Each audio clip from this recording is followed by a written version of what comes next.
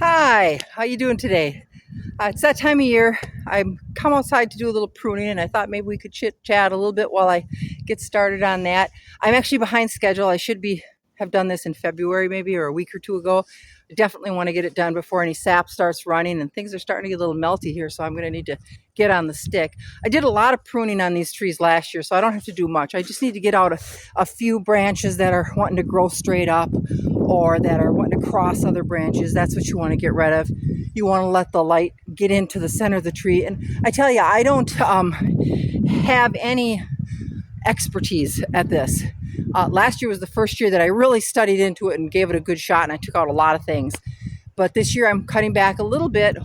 Pardon the pun. I'm holding back a little bit, not taking out as much, just getting some of the suckery things and some of the places where I stopped last year to make sure I didn't shock it or anything like that. This tree behind me is a pear tree, and it's really tall. And I'd like to be able to bring it down a little bit, but it's really tall, and that's literally above my pay grade. I'm not going to climb up there.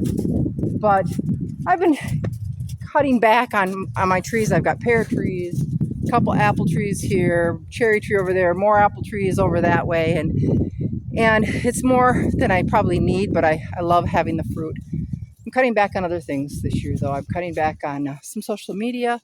I'm cutting back on the size of my garden.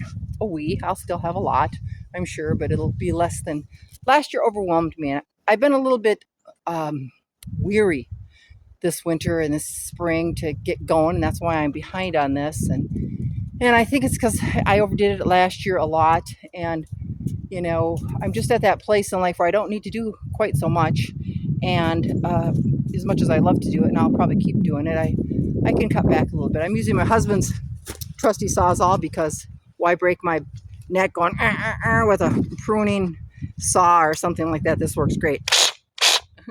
Makes me feel so strong and powerful. No, I'm kidding. But anyway, what are you cutting back on things? Are you my age? I'm like in my 60s. So anyway, I'm 64.